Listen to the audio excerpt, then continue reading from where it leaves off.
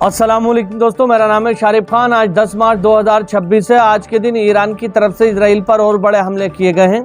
एक तो कल की रात जो गुजर गई और एक बीती रात जो गुजरी है। इन दो रातों में ईरान की तरफ से इजराइल पर इतने बड़े हमले किए हैं कि इतने बड़े हमले अभी तक नहीं किए जा रहे थे। पुराने ईरान के सुप्रीम लीडर आयतुल्लाह खामनेई के दौर में भी ईरान हमले कर रहा था, लेकिन ऐसे हमले नहीं कर रहा था जितने तेज और ताकतवर हमले उनके बेटे के दौर में कर रहे हैं। ये तस्वीर आप देख रहे हैं, ये तस्वीर जो है इजराइल के सैटेलाइट कम्युनिकेशन सेंटर की है और ये बीचों बीच बनी हुई है। और इसकी हालत देखकर अंदाज़ा लगा सकते हैं कि ईरान का हमला जब यहाँ हुआ होगा तो यहाँ पर कितना बड़ा नुकसान हुआ होगा। इस कम्युनिकेशन सेंटर के अंदर लोग भी बैठे हुए होंगे और आसपास के एरिए में जो आग लगी हुई है, जलकर पूरी तरह से भस्म हो गई ये चीज़ें, उनको भी आप देखिए। तो ये तस्वीरें ये बता रही हैं कि ईरान के हमले इजराइल पर बहुत ज़्यादा बड़े हो रहे हैं। कल रात को इजराइल के शहर तेल अवीव पर यह हमला हुआ है।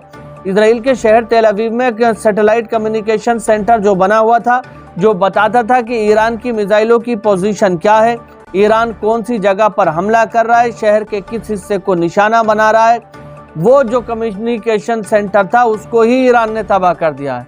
लगातार ईरान उन जगहों को ज़्यादा तबाह कर रहा है जो रडार सिस्टम है, एयर डिफेंस सिस्टम लगे हुए हैं, आयरन डोम लगे हुए हैं, थर्ड एयर डिफेंस सिस्टम लगा हुआ है। यानी अमेरिका जिनको ये मानता था कि इजराइल को पूरी तरह से सुरक्षित रखेंगे, इजराइल का बाल भी भीगा नहीं होने देंगे, उन्हीं सारी चीज़ों को ईरान सबसे पहले टारगेट कर रहा है। इधर तो ईरान हमले कर रहा है, उधर लेबनान बॉर्डर से हिजबुल्लाह लगातार इजराइल को निशाना बना रहा है। कल के दिन में और कल रात में भी हिजबुल्लाह की तरफ से बड़े हमले किए गए हैं। साइड में आप देखिए, लेबनान बॉर्डर के पास में रेमला जगह पड़ती है, उस जगह को हिजबुल्लाह के द्वारा निशाना बनाया गया है और लगातार रॉकेट लॉन्चर और क्रूज मिसाइलें दागी गई हैं। सवाल यहाँ पर ये पैदा हो रहा है कि जो ये छोटे छोटे संगठन हैं, इनके पास क्रूज और बैलिस्टिक मिसाइलें जैसी ताकत होना बड़ी अचंभे की बात है, लेकिन इसमें कोई देर नहीं, इसमें कोई ऐसा नहीं है कि नहीं समझा जा सके कि अपने प्रॉक्सी संगठन को जो मिसाइलें प्रोवाइड करा रहा है इस समय ईरान करा रहा है। यही वजह है कि इराक के अंदर भी बैलिस्टिक मिसाइल से हमला हो रहा है और अब लेबनान से हिजबुल्लाह बैलिस्टिक मिसाइल का इस्तेमाल कर रहा है। बैलिस्टिक मिसाइल होना कोई आम बात नहीं है, ऐसे संगठनों के पास बैलिस्टिक मिसाइल नहीं होती है, लेकिन हिजबुल्लाह की तरफ से बैलिस्टिक मिसाइल लॉन्च की गई है। तो इस पर बड़े लोग सवाल उठा रहे हैं कि आखिर हिजबुल्लाह के पास ये मिसाइल कहां से आई। फिलहाल वो तो जहां से भी आई, लेकिन हिजबुल्लाह की तरफ से इजराइल को निशाना बनाया गया है। रॉकेट लॉन्चर से लगातार निशाना बनाया जा रहा है और एक मिसाइल दागी गई है। बड़ी खबर आपको बता रहा हूं कि लेबनान बॉर्डर से लगातार इजराइल के अलग अलग हिस्सों को निशाना बनाया जा रहा है और ख़ास तौर पर जो बॉर्डर से लगने वाले सटे हुए एरिए हैं जैसे रेमल्ला और सर्विलेंस सिस्टम, उन तमाम जगहों को निशाना बनाया जा रहा है। अब इसी के साथ आपको बता दूं कि वर्ल्ड स्ट्रीट जर्नल के अंदर ये खबर छपी है कि अमेरिकी राष्ट्रपति डोनाल्ड ट्रंप के जो एडवाइज़र हैं वो उन्हें एडवाइस दे रहे हैं कि इस जंग से कैसे क्विट करना है, कैसे बाहर निकलना है।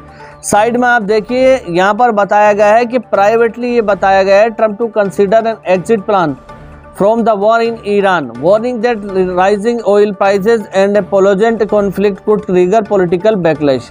यहाँ पर बताया गया है कि ट्रंप के एडवाइज़र ये कह रहे हैं कि अगर इसी तरह से ईरान के युद्ध में तुम उलझे रहे और ईरान ने स्ट्रेट ऑफ हॉर्मुज और बाकी जगहों पर तेल पर अपना कंट्रोल रखा तो तेल के दाम लगातार बढ़ते चले जाएंगे और यही दाम तुम्हारा पॉलिटिकल कैरियर ख़त्म कर देंगे और लोग तुम्हारे खिलाफ हो जाएंगे। मिड टर्म इलेक्शन अमेरिका के अंदर आने वाले हैं और इसी बार में तुम्हें पता चल जाएगा कि लोग तुम्हारे खिलाफ कितने बड़े संख्या में हो चुके हैं। अब ट्रंप को ये बताया जा रहा है कि अगर तुम्हें अपनी राजनीतिक करियर को बचाना है, राजनीतिक करियर पर दाग नहीं लगाना है, तो किसी भी तरह से इजराइल की इस जंग से तुम क्विट करो। ये सब बातें होने के बाद ट्रंप की तरफ से ये बयान आता है कि ये जंग जो है बहुत ही जल्द ख़त्म हो जाएगी और सब कुछ सही हो जाएगा। यानी ईरान पर बहुत ही जल्द कब्जा कर लिया जाएगा या सत्ता परिवर्तन कर दिया जाएगा।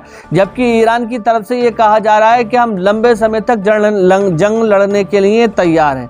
ईरान के अंदर जो नए लीडर बने हैं, जो नया गठन किया गया है, वो पहले से ज़्यादा मजबूत है, यंग है। तो फिर अमेरिका किस आधार पर इस चीज़ को कह रहा है कि बहुत ही जल्द ईरान की सत्ता में परिवर्तन कर दिया जाएगा। ईरान के अपने लोग बड़ी संख्या में ईरानी सरकार के समर्थन में खड़े हैं। आपको याद होगा कि पहले ईरान के अंदर धरना प्रदर्शन भी हो रहा था लोग ये कह रहे थे कि भाई महंगाई बढ़ रही है, उसको कंट्रोल में करो, तमाम तरह की चीज़ें। लेकिन जब से इजराइल ने ईरान के ऊपर हमला किया है और ईरान के सुप्रीम लीडर आयतुल्लाह खामनेई को शहीद किया है, तब से ईरान की जनता का समर्थन पूरी तरीके से उनकी सरकार के साथ आ गया है। तो फिर अमेरिका किस आधार पर यह कह रहा है कि ईरान के अंदर सत्ता का परिवर्तन हो जाएगा? ये सारी बातें अमेरिका के राष्ट्रपति डोनाल्ड ट्रंप की पूरी तरह से प्रोपागेंडा वाली हैं, गलत हैं, और यही वजह है कि अमेरिका के लोग उन्हें समझा रहे हैं। लेकिन इजरायली प्रधानमंत्री का ना या तो कोई ऐसा दबाव है ट्रंप के ऊपर या कोई ऐसी मजबूरी है कि जिसके चलते लगातार वो नेतन्याहू का साथ नहीं छोड़ रहे हैं। अब इसी के साथ साथ आपको बता दूं कि सोशल मीडिया पर कल से 3 खबरें सुर्खियां बनी हुई हैं, 3 खबरों की। एक तो इजरायली जो डिफेंस मिनिस्टर है स्मोट्रिच, जिसने सबसे ज्यादा गाजा और फलस्तीन में लोगों का नरसंहार कराया था, ये आरोप लगता है उसके ऊपर। उसके मारे जाने की खबर है। ईरानी मिसाइलों ने उसके घर को निशाना बनाया, लेकिन इजरायली मीडिया के अंदर ये खबर छपी है कि उसके कार क्रैश में मौत हुई। एक तो ये खबर चल रही है। दूसरी, इजराइल का जो फाइनेंस मिनिस्टर है उसके बेटे की मारे जाने की खबर है।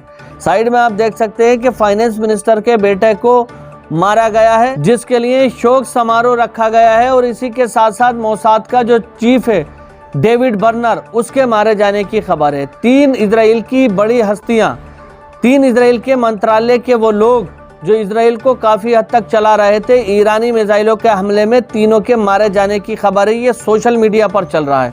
लेकिन इस खबर की सच्चाई क्या है मैं आपको बताऊं। इन खबरों की पुष्टि किसी भी आधिकारिक हैंडल से नहीं की गई है, ना तो ईरान गवर्नमेंट की तरफ से की गई है, ना इजराइल की गवर्नमेंट से, और ना ही अमेरिकन गवर्नमेंट की तरफ से। और बड़े बड़े जो ट्रस्टेड मीडिया हाउसेज हैं, उन मीडिया हाउसेज की भी इनकी तरफ से कोई पुष्टि नहीं की गई है। लेकिन सोशल मीडिया पर अलग अलग लोग ये खबर चला रहे हैं। अब इनकी खबर में कितनी सच्चाई है ये तो यही जाने। लेकिन ये जितनी भी खबरें इस समय चल रही हैं अभी तक वेरीफाइड खबरें नहीं हैं। अगर आप लोग हमारे चैनल पर किसी उम्मीद से आते हो तो हम आपको बिल्कुल भी झूठ नहीं दिखाएंगे। हम अपने व्यूज़ बढ़ाने के लिए आपको भ्रम में और अंधेरे में नहीं रखेंगे। जो असल में हो रहा है, ज़मीनी हकीकत, वही आप तक पहुंचाएंगे। तो ये 3 लोगों के मारे जाने की जो खबर है ये आधिकारिक नहीं है। लोगों के एक्स हैंडल पर यानी ट्विटर पर और सोशल मीडिया पर ये खबरें चल रही हैं। हाँ, इसमें से एक बात है कि 6 मार्च को इजराइल का जो फाइनेंस मिनिस्टर है स्मोट्रिच, उसके बेटे को गोलियां लगी थी, छर्रे लगे थे, और उसका ऑपरेशन वगैरह हुआ है और गंभीर रूप से वो घायल हुआ था। 6 मार्च 2026 को लेबनान बॉर्डर पर इजरायली फौज के साथ वो लड़ रहा था, क्योंकि वो इजरायली फौज में अपनी सर्विस दे रहा है। तो वहाँ पर हिजबुल्लाह के लड़ाकों से उसका संघर्ष हुआ। हिजबुल्लाह के लड़ाकों के द्वारा जो हमला किया गया उसमें इजराइल के फाइनेंस मिनिस्टर के बेटे को छर्रे लगे हैं और काफ़ी गंभीर उसकी हालत है। लेकिन अस्पताल के अंदर उसका ट्रीटमेंट चल रहा है, लेकिन अभी तक उसके मारे जाने की खबर नहीं है। इसी के साथ एक और बड़ी खबर आई है इजराइल के शहर तेल अवीव से। यहाँ पर आप देख सकते हैं कि तीन ईरान की बैलिस्टिक मिसाइलें दागी गई हैं, इजराइल के शहर तेल अवीव पर लैंडेड हुई हैं और उन्होंने इजरायली आयरन डोम और मिलिट्री बेस को तबाह और बर्बाद कर दिया है। खबर आपके सामने है, फोटो आपके सामने है। इन फोटो को देखकर आप अंदाजा लगा सकते हैं क्या हालत हो चुकी है। ये फोटो आपको गाजा जैसे नजर आ रहे होंगे, लेकिन ये गाजा के फोटो नहीं है, इजराइल के शहर तेल अवीव के फोटो हैं। इसी हालत की वजह से इजराइल के लोग, शहर तेल अवीव के लोग शहर को छोड़कर पहाड़ों के अंदर से होकर गुजर रहे हैं, नंगे पैर पैदल इजराइल के शहर तेल अवीव को छोड़कर जा रहे हैं। यही वजह है कि भारी संख्या में लोग बेन गुरियन एयरपोर्ट पर जाकर खड़े हुए थे और भारी भरकम तादाद में इजराइल से हमेशा के लिए निकलना चाहते हैं। ईरानी मिसाइलों ने इजराइल के इंफ्रास्ट्रक्चर को पूरी तरह से ढा दिया है। बड़ी तादाद में इजराइल के अंदर आगजनी हो रही है। इसी के साथ आपको यह भी बता दूं कि 5 नॉर्डिक कंट्री ने नेतन्याहू के खिलाफ अरेस्ट वारंट को इशू कर दिया है। ये 5 ऐसे देश है कि जहां पर इजरायली प्रधानमंत्री अगर कदम रखता है तो उसको अरेस्ट कर लिया जाएगा। एक तो डेनमार्क है, दूसरा फिनलैंड है, तीसरा आइसलैंड है, नॉर्वे है, स्वीडन है। इन देशों ने कहा है कि अगर नेतन्याहू हमारे देश के अंदर आता है तो हम उसको अरेस्ट कर लेंगे। वॉर क्रिमिनल है, international criminal court of justice के फैसले को हम इम्प्लीमेंट करेंगे। तो नेतन्याहू लगातार दुनिया की नजरों में अपना असली चेहरा दिखा रहा है और लोग उसको पहचानने की कोशिश अब करने लगे हैं। जब गाजा फलस्तीन के अंदर इजराइल की तरफ से हमले किए जा रहे थे तो लोग ये समझ रहे थे कि वहां पर हमास की वजह से हमले हो रहे हैं, लेकिन असल मकसद नेतन्याहू का कोई समझ नहीं पा रहा था। अब ईरान के साथ में जब वो कॉन्फ्लिक्ट के अंदर आया है तो लोग समझ पा रहे हैं कि उसकी सोच जो है वो जंगी सोच है, वो शांति को भंग करने वाला आदमी है, वो शांति बनाए रखने में किसी भी तरह से समर्थन नहीं करने वाला आदमी, और अमेरिकी राष्ट्रपति इसमें साथ दे रहा है। तो लगातार ईरान की तरफ से इजराइल के कई शहरों को निशाना बनाया जा रहा है, साथ ही साथ अरब देशों को भी निशाना बनाया जा रहा है। दोस्तों, आज की वीडियो में बस इतना ही। मिलूंगा कुछ और नई ताज़ा जानकारी लेकर अगली वीडियो में। अगर आप हमारे चैनल पर पहली बार आए हैं तो चैनल को सब्सक्राइब करके बेल आइकन पर ऑल का बटन जरूर सेलेक्ट करें। मिलते हैं अगली वीडियो में, तब तक के लिए खुदा हाफिज। जय हिंद, जय भारत।